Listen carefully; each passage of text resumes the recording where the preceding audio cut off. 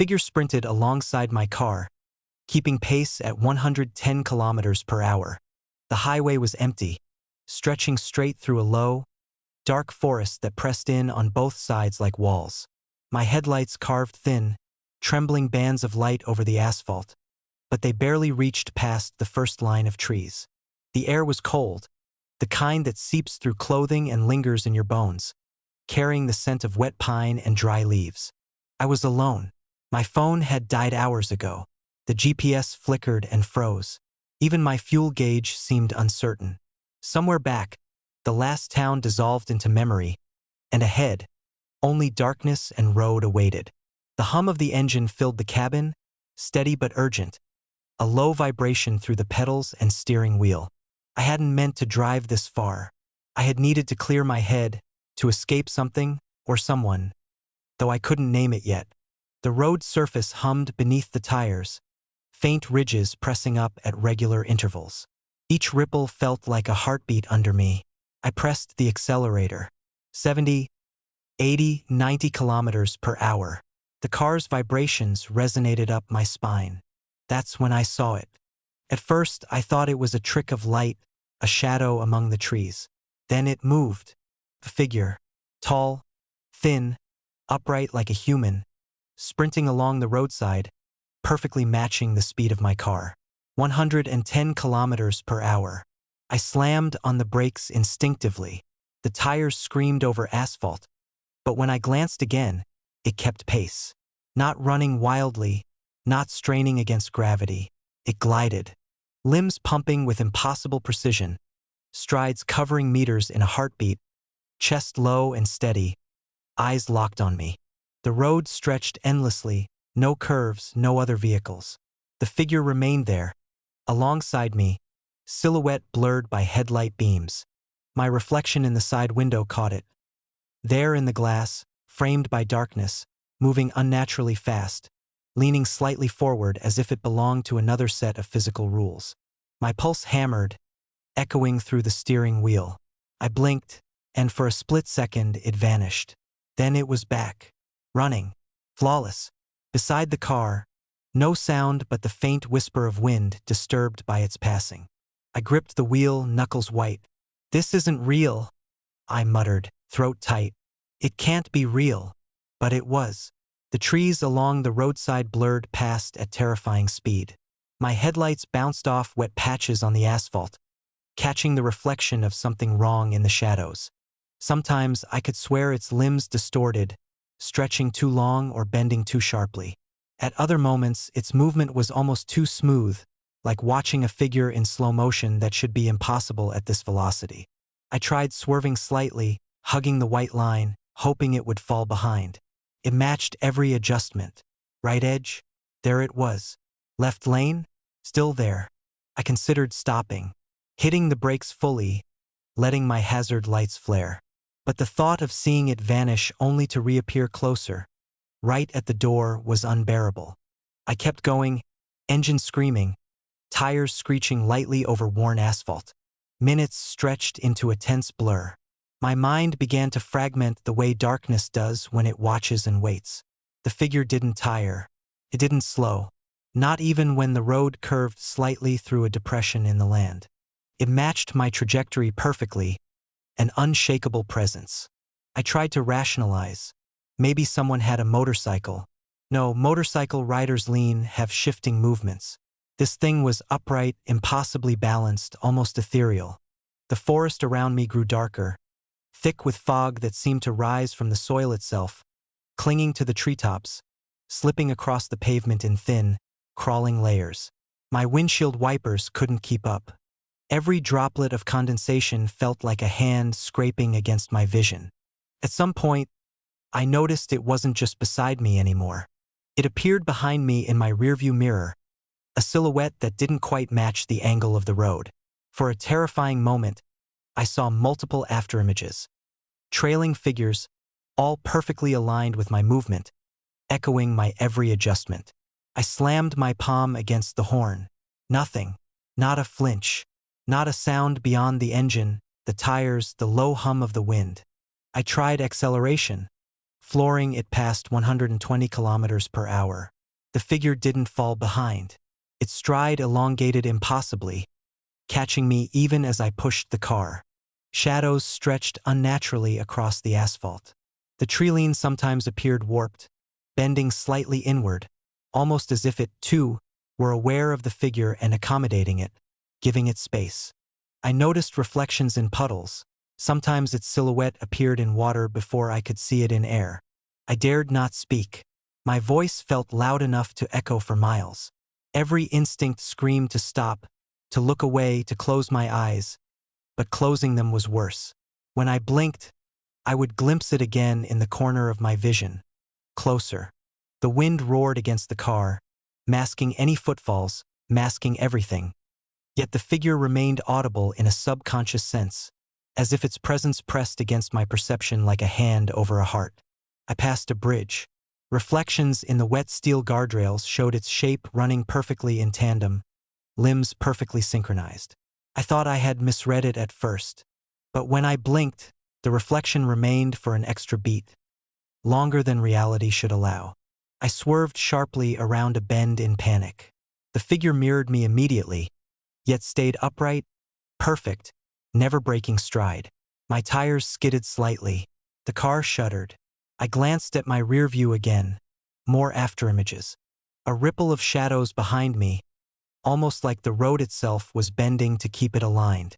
Adrenaline and fear burned hot in my veins. My eyes flicked between the dark forest, the streaking asphalt, and the mirrors, struggling to comprehend the impossibility. It was no person. Could not be. No human could sprint this fast, keep this perfect, maintain this gaze, and continue relentlessly. But it wasn't human. The road began to undulate subtly. Asphalt dips that I remembered were gone, replaced by smoother stretches. A turn that should have been long and gentle compressed unnaturally.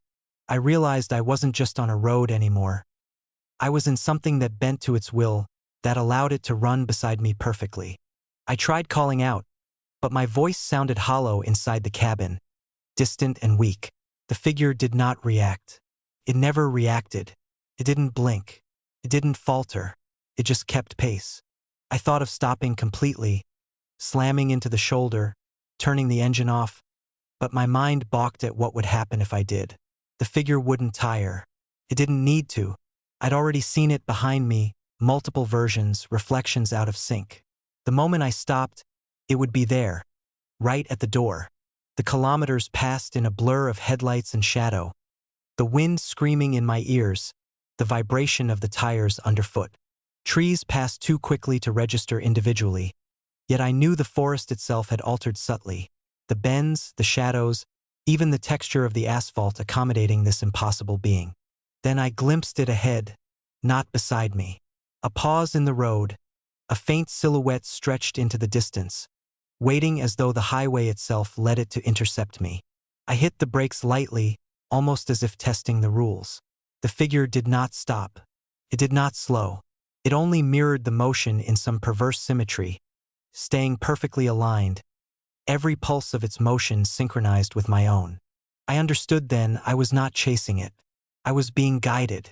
The forest pressed closer. The road warped, and somewhere deep inside, I realized this was not random. It wasn't pursuing in the way a predator does. It wasn't angry. It wasn't even sentient in the way we understand sentience. It was part of the world now, and I was caught in its orbit. I floored the accelerator again, tires screaming across the asphalt. Headlights cut through the fog, glancing off trees, glimpsing reflections of the figure running impossibly beside me. Sometimes ahead, sometimes behind, always aligned. And then the road curved sharply. The darkness pressed tight. My heart leapt. I glanced again in the rearview mirror. The afterimages multiplied. 12, 20 shadows, all keeping pace, all perfectly in step.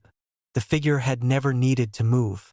It had been the road itself, the highway, the forest, and whatever unnatural laws governed them, moving me forward while keeping pace. I screamed, braced my hands on the wheel, and accelerated into the fog. Somewhere in the dark, a figure ran beside me, and it never tired. The next toll booth attendant handed me a ticket with today's date and my time of death. The highway stretched out ahead, empty and black, except for the faint, buzzing glow of overhead lamps that cast rectangles of light onto the asphalt. It was late enough that most of the cars had thinned to nothing, leaving only the hum of tires on tar and the occasional distant rumble of freight trucks somewhere far ahead. I was driving alone, the interior of my car smelling faintly of leather and old coffee. The dashboard lights glowed softly, reflecting in the windshield and illuminating the faint creases in my hands. I had been on this stretch of road for hours, chasing the comfort of movement, telling myself I needed the solitude. The hum of the engine and the steady vibration under my feet had a rhythm, almost hypnotic. Then I saw it, the toll plaza. Empty lanes stretched ahead, each booth illuminated by harsh fluorescent lights that flickered intermittently. One lane had a figure inside, a toll attendant sitting still, hands folded, expression blank beneath the glare. Even from a distance, I felt the unnatural quiet, as though the world itself had been muted for this stretch of road. I slowed, gripping the wheel, noticing that the air had grown colder as I approached. Fog, faint and gray, slithered along the ground, pooling around the base of the booths. I could see the glass of the booth, smudged with condensation, and the paper roll on the dispenser beside the attendant, already curled and ready. The attendant's eyes caught mine, unblinking, too steady. I forced a smile, nodded. They returned none. No recognition, no greeting, just a tilt of the head toward the dispenser. I reached out, pushed the lever, and a slip of paper slid toward me with a soft, mechanical hum.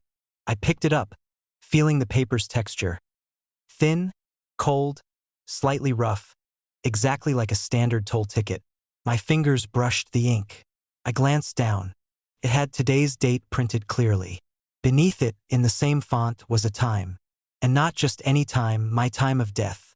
The seconds on the dashboard continued their rhythm, and the timestamp matched exactly, down to the minute, ticking toward a moment I had not yet reached. I froze. My foot lingered on the brake, pulse hammering. The toll attendant remained still, unmoving, watching, or at least I imagined it as watching. Their face was sharp in the fluorescent glow, but entirely unreadable. Lips pressed together, eyes fixed. I could feel the light of the booth bouncing against the glass and my windshield, glimmering on the dashboard, reflecting my panic back at me. The highway around me seemed to shift subtly. Empty lanes stretched farther than they should have, the signs overhead flickering in broken rhythm. One arrow blinked out entirely, leaving only a faint ghost of light. The exit sign warped slightly, letters elongating before snapping back to form. It was subtle enough that I could have blamed exhaustion, but I didn't. My chest tightened as the unnatural silence pressed in. No other cars approached. No tires. No horns. Just the hum of my engine and the faint scrape of fog across the asphalt. I tried to hand back the ticket. The attendant didn't move, didn't speak, didn't acknowledge my attempt. Their eyes, dark and still, seemed to drill into me with the certainty of inevitability. I swallowed hard.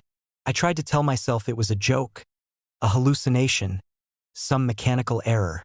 The thought barely had time to form before my gaze flicked back to the slip of paper. The time didn't move. It didn't change. It counted down to the moment already absolute. My hands shook. I considered driving away without paying. But something held me there. Not the attendant's gaze exactly, but the air itself. The space around the booth had weight, pressure. It pressed, nudged, almost guided my attention toward the paper. The fog thickened. It coiled around the car like fingers, crawling along the hood, pooling in the creases of the pavement. I could barely see the lanes. The fluorescent lights overhead flickered faster, one then the other, until the toll plaza appeared to breathe with me, expanding, contracting. Distortion wrinkled the lines of the booth. Shadows stretched and snapped back. The whole scene was almost alive, almost aware of my presence. I dared not move, not yet, not while the ticket sat in my hand, recording a future I had no control over. And then I noticed the other lanes. First they were empty, then Ever so slowly, another figure appeared in a distant booth, and another, each toll attendant identical in their stillness, in their expressionless faces, in the mechanical perfection of their posture. They began to line the highway, spaced out as though marking every checkpoint along the road, every moment I would pass. I felt a tremor of comprehension. This was a network, not just one booth. A system. Every ticket, every lane, every attendant connected to some overarching inevitability. The time on my ticket edged closer to the future, precise and inescapable. I could feel it in the vibration of the steering wheel, in the hum of the engine, in the cold breath of fog against my windows. Every instinct screamed to escape, to swerve into the darkness. But the road itself seemed to guide me, narrowing subtly, corralling my motion. I glanced at the rearview mirror. For a moment, I thought I saw myself driving, the interior of the car duplicated in faint reflection across the fog. But then the image twisted, elongated, and the figure in the mirror, the figure I thought was me, held a ticket as well, identical, ink glistening, date and time perfect. The world outside blurred. Headlights from distant lanes glimmered where no cars could be. Overhead signs distorted further, exit flashing 1 second, blank the next. The asphalt beneath my tires hummed unnaturally, vibrations too regular to be random. I realized then that the ticket was not just a notice. It was an instruction, a measurement, a tether. The attendant in my lane remained expressionless, unblinking. I could feel, somehow, the accumulation of all the other attendants, all the other lanes, all the unseen hands of the system. Watching, waiting, calculating. The highway itself was no longer merely a route, it was a conveyor. And I was the cargo. I tried to roll the window down. The air smelled colder, heavier, tinged with ozone and something faintly metallic. My hands felt weighted, as though the car interior itself resisted my motion. The time ticked closer. The minutes on the ticket seemed to synchronize with my pulse. I realized the moment would arrive whether I wanted it or not. I accelerated, thinking maybe I could outrun it. But the asphalt beneath me shifted subtly, guiding the tires along a path I hadn't chosen. Headlights flickered, reflecting off wet patches that weren't there before. The toll plaza receded behind me, yet I could feel the attendant's gaze pressing into the car, threading into the windshield, into the dashboard, into the paper in my hand. The ticket remained crisp, clean. The time was absolute. I had nowhere to escape to. The highway stretched infinitely ahead, the fog wrapping tighter with each second, every sound muted, every shadow poised. And then I understood. The time on the ticket wasn't just a moment in the future. It was a certainty already woven into the fabric of the road, the attendants, the lights, and the asphalt itself. I could not change it. I could not avoid it. I gripped the steering wheel as the minutes counted down, aware of the weight of inevitability pressing through the fog and fluorescent glare, through the vibrations of the car, through the ink on the paper. Somewhere far ahead, the next toll booth waited, identical, precise, waiting to hand me the next slip. And I would take it,